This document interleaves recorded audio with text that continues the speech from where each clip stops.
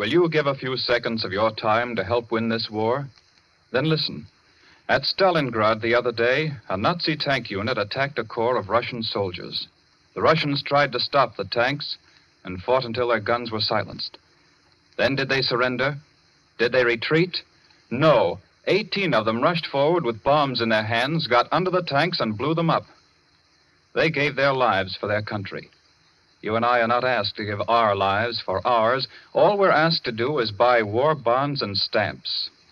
Our American soldiers are giving their lives for us each day. More and more of them every day. Can we do less than loan our money to them? It's such a simple, easy thing to do. Out of every dollar you earn, lend 1 dime to your country. Do it regularly by joining the 10% club where you work. And do it now. Our soldiers need your help.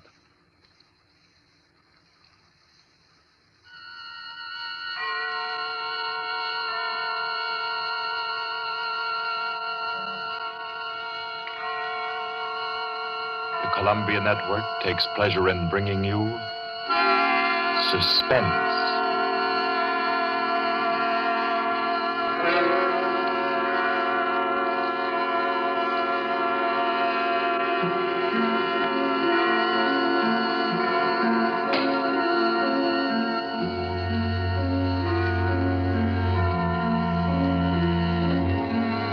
Suspense, Columbia's parade of outstanding thrillers, produced by William Spear and scored by Bernard Herrmann. The notable melodramas from stage and screen, fiction and radio, presented each week to bring you to the edge of your chair, to keep you in suspense.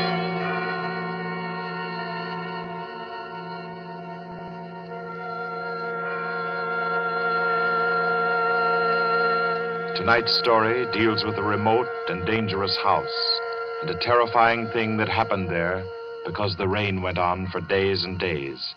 It deals with a surgeon and a girl, a giant, and a young man who took a long chance. And over them all, the moan of the night wind and the ceaseless roar of the storm. For your suspenseful listening, we invite you to learn about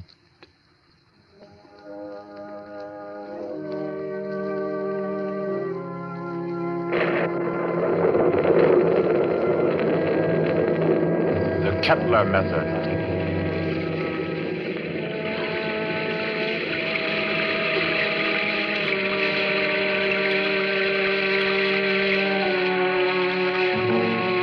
Four days of rain there'd been, ceaseless, teeming, pouring with a steady, relentless rhythm. 4 solid days. The fields around Culston had been turned into huge puddles that reflected the heavy, swollen sky. And Dr. Morrissey was stirred by a deep anxiety. He stood beside a window in his sanitarium, which rose high on a lonely hill, a few miles from the little town of Culston, and stared into the jagged, spraying screen of rain. It was just 3 o'clock. 3 o'clock of an afternoon he would long remember. He was on the point of sending for Caffrey, the ward attendant, when the door opened, and Caffrey came in, pale, disturbed. Dr. Morrissey. Is there anything wrong, Caffrey? I don't know. There's a feeling down in the ward. Feeling? This rain's going on too long. The patient's getting uneasy? They're bound to, ain't they? If a guy with good nerves gets jumpy, you can imagine what it does to theirs. Seem to be affecting anyone in particular? Number 5's been carrying on. Kettler? Yeah. I brought him up. Nurse Carter's waiting with him out in the hall. Bad as that? He's upsetting the others. Keeps asking for some guy named Benham. Oh, that's the man he killed. I didn't know he was homicidal. Oh, it was an accident. He was performing a brain surgery on Benham and... Him? Oh, Kettler was a very important surgeon, Caffrey. Didn't you know that? He keeps saying so, but... It's perfectly true. Very successful Dr. Kettler was. Until he perfected an operative procedure that he called the Kettler method. A new process of brain operation. Spent most of his life on it and... Well, when he tried it for the first time on this young lad Benham, and Benham died on the table, it unbalanced his mind. I got to go back down there now. I think you'd better wait while I talk with Kettler. Okay, I'll bring him in. But don't make it long. I don't like the feel of things around here. Nurse, Miss Carter. Yes, we're coming. You can bring him in now. Come along. Dr. Morrissey wants to see you. Does he now? Does he? Come in, Kettler. I'd like to ask Dr. Morrissey a question. I'd like to ask him a question. Yes, Dr. Kettler. I should like to ask him where Laird Benham is. I know he'll never tell me. But I will, Kettler. Laird Benham is buried somewhere out there under the rain. He is at peace, Kettler. Can't you forget about him? Just forget. You'd all like me to forget about him, wouldn't you?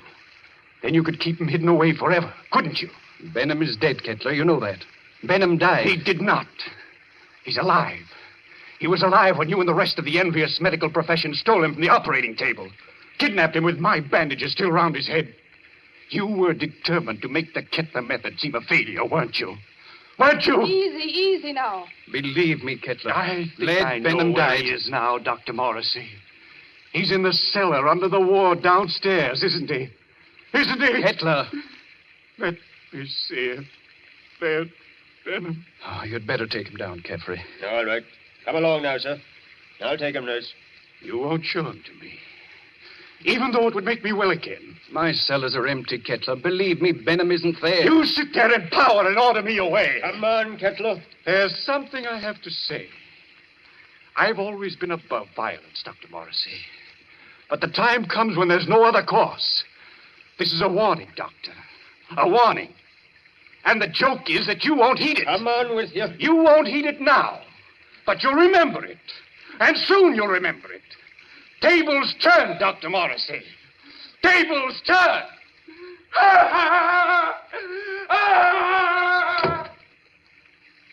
Poor thing. I'm afraid I'm failing with him. Failing completely. But you're not. It takes time to put a man back together. Oh, it's taken me too long with Kettler. I'm beginning to be afraid. If you'll pardon me, Doctor, Yes? I do think you're making a mistake. With him? No, with yourself. You haven't had a real vacation in 3 years, Dr. Morrissey. Oh, you think I'm wearing a bit thin just now, don't you? And you're right. But I really can't leave my patients in anyone else's hands. Not now, at any rate. No, I'll have to make the best of it. But you need relaxation, Doctor. I know. Well, I hope to soothe my ragged nerves somewhat over this weekend. Oh? I've some friends coming down from the city Friday night. Leslie and Claire Winton. Young married couple, newlyweds. And I'm just going to relax with them and forget everything until Monday morning. You must, Doctor. You do need it so badly. Oh, by the way, Doctor. Yes? I slipped some those new sample bandages into your coat pocket. Well, thanks. I'll have a look at them. I think they're quite good. The salesman said that...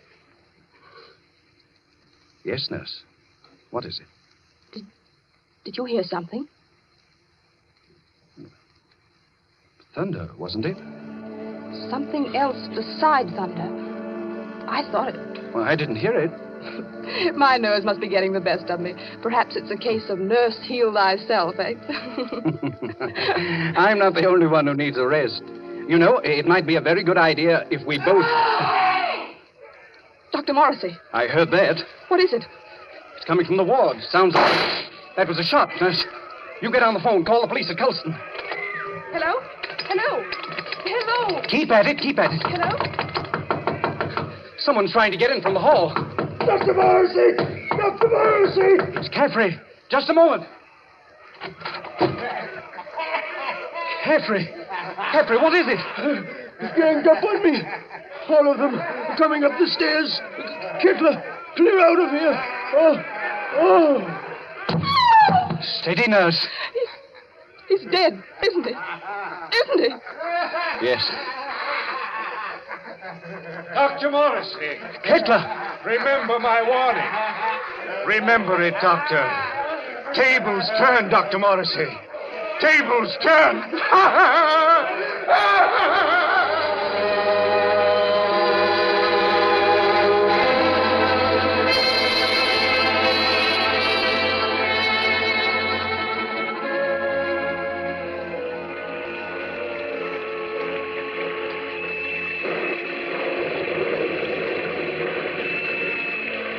It rained for 3 more days. Friday night came, black, wet, and glistening. And the 8:15 express groaned into Colston Station, bringing Leslie and Claire Winton out from the city with their weekend luggage.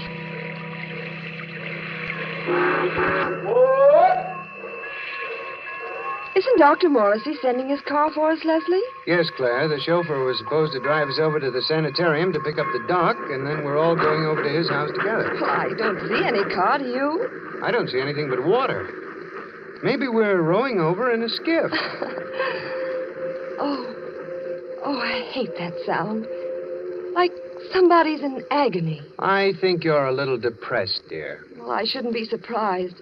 My head's still aching dreadfully. Poor lover. How long's that been going on now? Almost a week. It frightens me. I don't think it's anything serious. Waiting in the rain like this doesn't do it any good, I'm sure. I don't understand. Doc's usually so punctual. Right on the dot. You don't suppose we ought to call the sanitarium? You people for Dr. Morrissey, yes? Well, yes, we're the Wintons. Doc sent you to pick us up? I, Cato, Dr. Morrissey's chauffeur. You got luggage? Yes. Here it is. I take. You follow me to car. Come. We're coming. Leslie, Yes? he's tremendous, isn't he? He must be 6.5 feet tall. I'm over 6 myself, darling. He's nearer 8. That's a giant. Get those shoulders. He could snap me in two like a matchstick. Well, I hope he likes us. So do I, light of my life. Car waiting. You come, please. But I really don't think he does. Coming.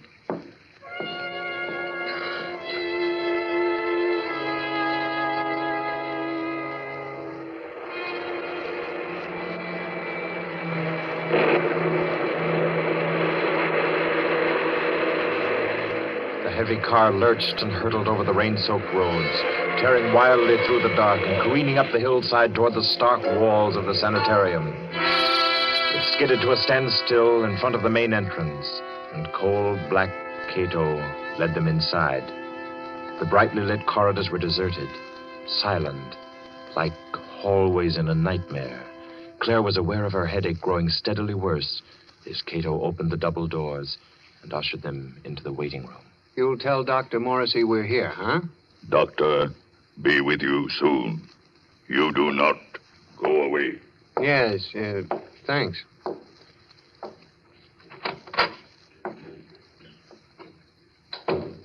I hope we're not staying in here very long. It isn't very cheery, is it? Oh, I don't like places like this. I suppose it's very foolish of me, but I always feel as if I'm in some sort of danger. That's the headache again. Everything seems worse than it really is when you're not feeling well. Don't you always find... Leslie, Yeah? listen. What is it? Somebody's knocking. Just a moment. Gracias a Dios. Who is it, Leslie? I don't know. What, you do not know me? I am Arturo Alvarez, the South American pianist. You have heard of me? Well, sure, I've heard of Arturo Alvarez, but I'd hardly expect to find him in... Leslie, humor him. Oh, of course, for a moment I forgot where I was. I've heard of you, Mr. Alvarez. Is there anything I can do for you? Will you help me? I must get out of this place. Oh, sure. I came here several days ago to be treated for a mild nervous trouble. And now they won't let me go. I am being held a prisoner. And tonight I am scheduled to give a concert at Carnegie Hall, and I must get out of here. Please, will you help me? Number 10 out of the ward again, I see. How many times must I tell you that is strictly against the rules? I was doing nothing wrong. I was only telling this gentleman that I must be at Carnegie Hall for my concert. Yes. I'm sure the gentleman was very interested. Cato. Yes, Doctor. Cato, you will escort number 10 back to the ward and see to it that he doesn't wander back into the waiting room. No, I will not be taken back to the ward. Help me. Come now. Help me, no. I will no. How strongly he believes in his delusion. Strange fantasy of a diseased mind. Seriously believes that he's Arturo Alvarez. He was telling me. Oh, I'm very sorry. I'm afraid I haven't been very cordial. Won't you sit down? Is there anything I can do for you? Well, you see, Dr. Morrissey invited us up for the weekend. Oh, yes, of course. He told me he was expecting you. Does he know we're here? I'm afraid not. Dr. Morrissey was unexpectedly called away on an emergency case, and I'm in charge of the sanitarium until he returns. Well, do you have any idea about when that'll be? Well, it's very hard to say. However, he asked me to ask you to wait and see to it that you're made comfortable. Let me see now. Your name is... Winton, Leslie Winton. And this is my wife, Claire. Ah, yes. Permit me to introduce myself. I'm Dr. Kettler, Dr. Morrissey's assistant. What can I do for you? A bite of food or a drink, perhaps? I don't think so. There's nothing in the world I want so much as an aspirin. Aspirin? Yes, Doctor. She's had a headache that's been troubling her for days. It's terribly annoying. I can well imagine. Annoying and interesting. That is to a man of my profession, of course. But if you will step into the inner office, I think I can offer you something a good deal more effective. Oh, I'd hate to trouble you. No trouble at all. I find these things most intriguing. Should I, Leslie? I think you might as well. Morrissey won't be back for a long time by the looks of things. You're quite right, Mr. Winton. Dr. Morrissey won't be back for a long, long time. Oh, well, then, which way do I go? Right this way, the large door on your left. You won't mind waiting alone, will you, darling? Oh, Mr. Winton shall make himself comfortable. There are cigarettes in the box, whiskey in the liquor cabinet, and a radio behind the ferns there. I'm sure he will be quite happy. After you, Mrs. Winton. If Dr. Morrissey comes in, let me know. I hope you'll find everything you want, sir. Thanks. By the way, Doctor. Yes? You said you had something better than aspirin. I didn't know there was anything better than aspirin for a headache. I have something, Mr. Winton. Really? It is a process which I invented myself. One that never fails. A little treatment, very effective and highly complicated, called the Kettler method. Please make yourself at home, Mr. Winton.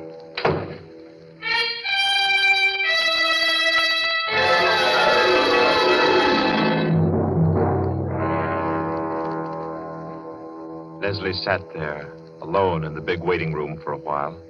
Then creeps began setting in, and he thought to himself, maybe I'll have that drink after all.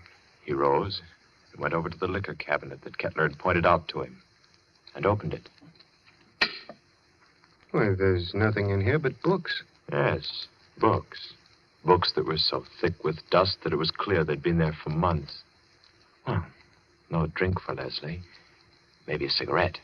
Kettler said the box was full. He picked it up and started to open it. Why, it isn't even a cigarette box. The darn thing's a bookend. Yes, that's just what it was. Leslie began to think it was a tough job making himself at home in that waiting room. And then the idea occurred to him. Maybe the radio works. He went over to the radio then, turned it on, and... We are sorry to announce that the program scheduled for this time from Carnegie Hall has been cancelled due to the mysterious disappearance of Arturo Alvarez, the noted South American pianist. Mr. Alvarez was known to be suffering from a minor nervous disorder and was last seen departing on a short trip to Colston in upstate New York. Alvarez. That guy is Alvarez.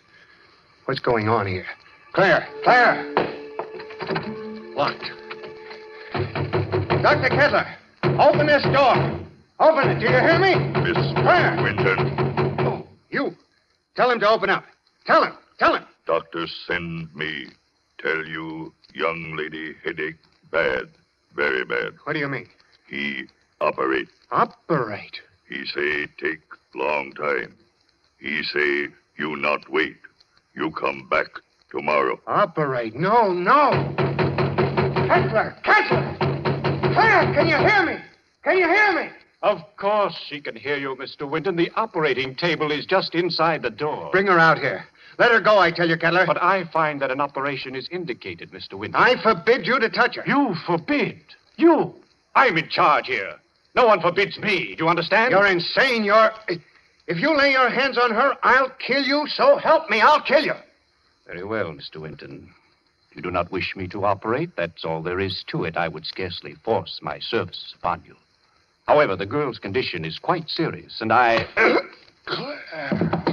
Ah, good work. Good work, Cato, my boy. A masterstroke. Do you still forbid me, Mr. Winton? Do you? Do you? Oh, you don't answer.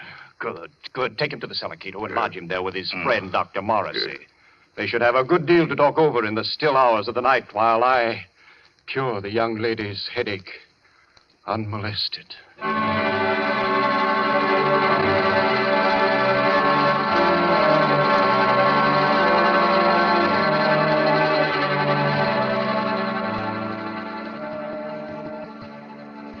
You've got to pull yourself together, Leslie.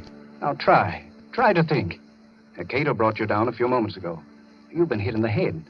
Can you remember? Yes, I was talking to Kettler, trying to make him let Claire go. Claire? Oh, good Lord, Morrissey. Where is she? He's got her. Kettler? She's on that operating table up there. We've got to do something. We've got to do something. Well, I'm afraid there's not much we can do. I've been here for 3 days and nights. What happened? It was a nightmare come to life. I'd had Kettler in my office for treatment. Yeah? He was off on a wild tangent, insisting that I had a man whom he had killed hidden down here in the cellar. That I and the rest of the medical profession had kidnapped him off the operating table with his head still swathed. He thinks I've been keeping this venom from him all along, even though I've known that just one side of him would cure his mental disorders. He hates me with every fiber of his twisted brain. He's a dangerous case, Leslie. He'll kill Claire? He may. There's a slim chance he won't. What's that?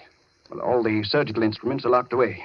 It's possible they may not be able to find them. Isn't there any way we can get out of here? Well, wouldn't I have used it? Where does that corridor lead to? To the staircase that goes to the first floor. Well? Not a chance. Comes out in the operating room, and they keep that door locked as tight as a drum. Besides, Kettler still has the pistol he took from my nurse. I've got to think. I've got to. And my head hurts so I can't make good sense. Let's say that. I think they gave you a nasty cut. Oh, it doesn't matter. Say, Doc. Yes?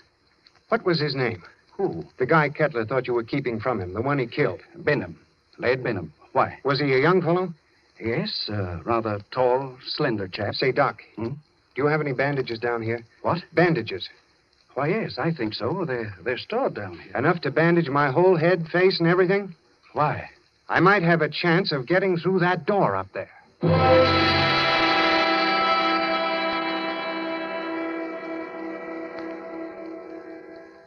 Please, let me go now.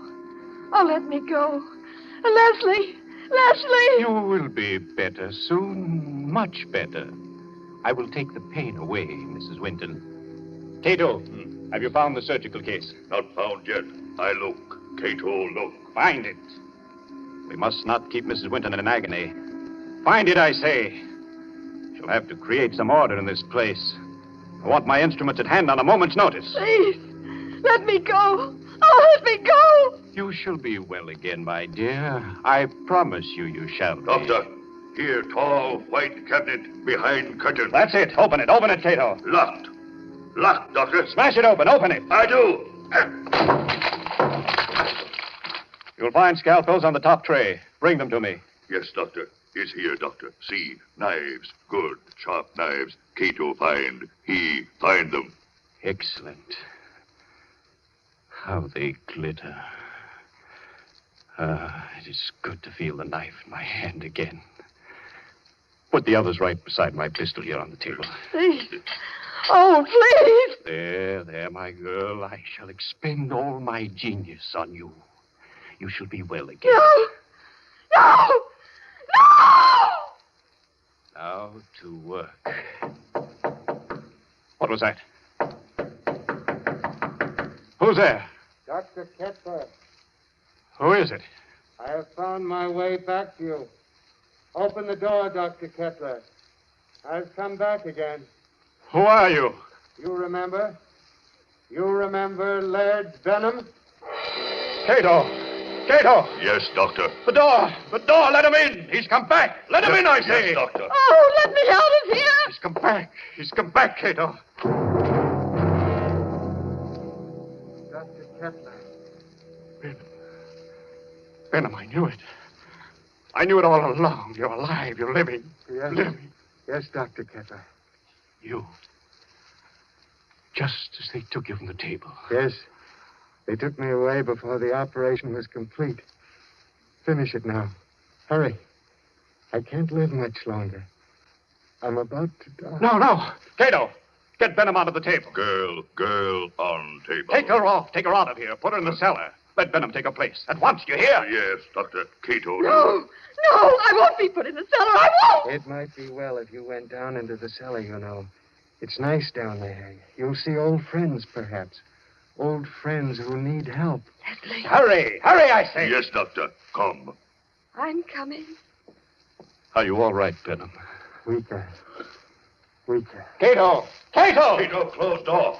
No, stop wasting time. Leave the door alone. Help me.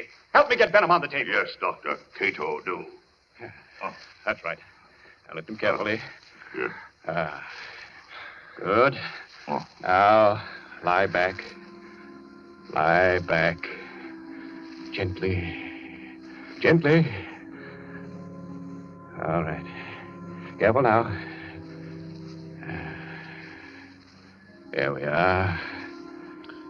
Cato, give me the knife. Yes, Doctor. Take off the bandages. From the top, Cato. That's correct. That's proper procedure. There. Yeah, now that's... I thought his hair was blonde, not black. Well, perhaps I've forgotten. I've forgotten so many things that... There was a scar on his forehead. I clearly remember a scar on his forehead. Maybe I imagined that, too. Perhaps it was someone else with brown eyes. Benham. Benham, didn't you have blue eyes? I know they were blue. And your nose. Your nose was thinner and longer. Yes. Yes. And your lips. You had thick lips. That I know. Bandages off, Doctor. Dr. Kettler, there's a trick here. You're not Benham. You're not Benham. You're that young Mr. Winton. Dr. Kettler, listen to me. Cheat. Cheat. So you wanted me to finish you, did you? Yes, Mr. Winton, I will. I will. Hold him, Cato. Hold him. See the knife, Mr. Winton? Watch it glisten as it comes down, down, down, and into...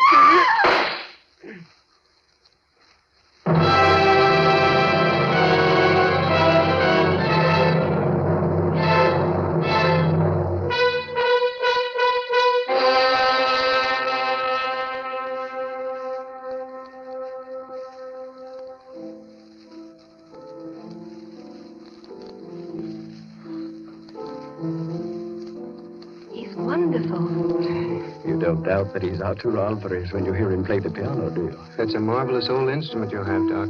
It was my mother's. This old house has been in the family for generations. Who'd ever thought we'd be alive to sit in your house and listen to somebody play a concerto? We wouldn't have been. At least I wouldn't have been if you hadn't snatched that revolver off the table right out from under Kettler's nose before they threw you into the cellar. That was the lifesaver. Made the weekend perfect. I'm afraid it wasn't very restful. Hereafter, I'm spending all weekends in a cozy little corner under the L. It was worse for Claire than anybody. She had a dreadful time. It was ghastly, all right. Horrible. But you know something? What? My headache. It's completely gone.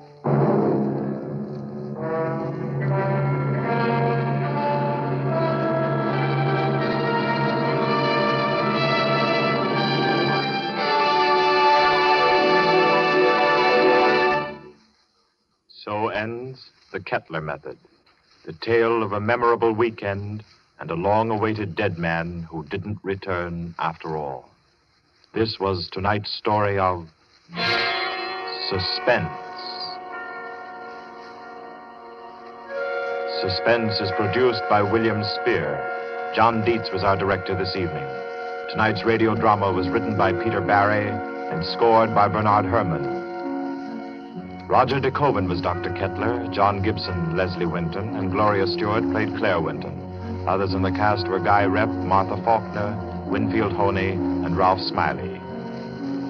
Next week at this time, Columbia will bring you another selected story from the world's great literature of thrills. Another study in suspense. This is Barry Kroger, and this is the Columbia Broadcasting System.